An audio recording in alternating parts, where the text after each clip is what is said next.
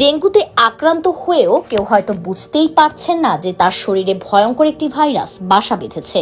জ্বর সামান্য, শরীরটা একটু ম্যাজ করছে, তারপর হঠাৎ করেই পরিস্থিতি খারাপ। এটাই অনেক সময় ছদ্মবেশী ডেঙ্গুর সবচেয়ে বড় বিপদ। আগের ডেঙ্গুর কথা মনে করলে চোখের সামনে ভেসে ওঠে তীব্র জ্বর, মাথা ব্যথা, শরীর ও গিরায় প্রচন্ড ব্যথা, সঙ্গে থাকতে পারে র্যাশও।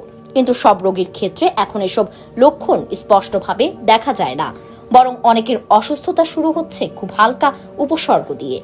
বিশ্ব স্বাস্থ্য সংস্থার তথ্য বলছে ডেঙ্গুর অনেক সংক্রমণই লক্ষণবিহীন বা খুব মৃদু হতে পারে, অর্থাৎ জ্বর থাকলেও আপনি সেটিকে সাধারণ ভাইরাল জ্বর ভেবে এড়িয়ে যেতে পারেন।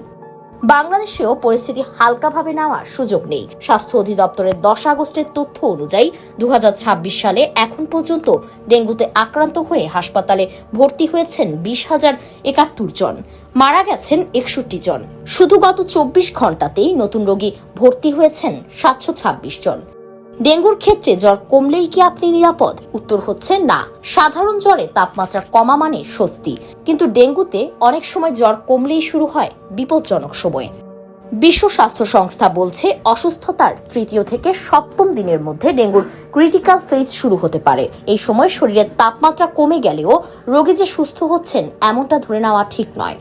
জ্বর চলে যাওয়ার পরে 24 থেকে 48 ঘন্টা তাই খুব গুরুত্বপূর্ণ। এই সময়ে তীব্র পেট ব্যথা, বারবার বমি, অতিরিক্ত দুর্বলতা, অস্থিরতা কিংবা দ্রুত শ্বাস নেওয়ার মতো লক্ষণ দেখা দিলে দ্রুত চিকিৎসা নিতে হবে। বর্তমান সময়কার ডেঙ্গুর ভয়ঙ্কর বিষয় হলো রক্তপাত। নাক বা মাড়ি থেকে রক্ত পড়া, বমি বা পায়খানায় রক্ত দেখা গেলে অপেক্ষা করা ঠিক নয়। এগুলো গুরুতর ডেঙ্গুর বিপদ সংকেত হতে পারে। কখনো কখনো ডেঙ্গু শুধু রক্তের প্লাটিলেট কমানোর মধ্যেই সীমাবদ্ধ থাকে না। গুরুতর অবস্থায় শরীরের গুরুত্বপূর্ণ অঙ্গও আক্রান্ত হতে পারে। লিভার, হৃদযন্ত্র, ফুসফুস কিংবা মস্তিষ্কে জটিলতা তৈরি হতে পারে। ডেঙ্গু ভাইরাসের 4টি সিরোটাইপ রয়েছে: ডেন 1, ডেন 2, ডেন 3 এবং ডেন 4। এক ধরনের ডেঙ্গু হওয়ার পর অন্য ধরনের ভাইরাসে আবার আক্রান্ত হলে গুরুতর ডেঙ্গুর ঝুঁকি বাড়তে পারে।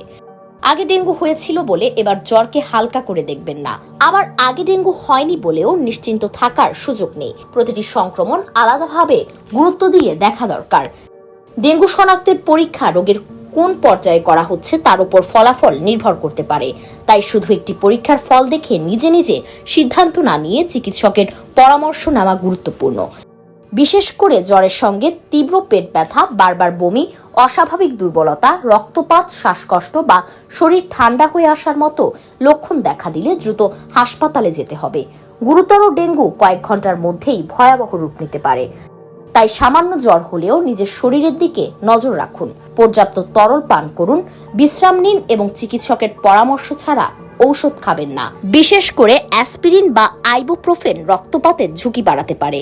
মনে রাখবেন, ডেঙ্গুর সবচেয়ে বিপজ্জনক চেহারা সবসময় তীব্র জ্বর নিয়ে আসে না। কখনো কখনো বিপদ আসে জ্বর কমে যাওয়ার পর, একেবারে নীরবে। তাই জ্বর কমেছে মানেই বিপদ কেটেছে, এই ভুল ধারণা থেকে বেরিয়ে আসুন।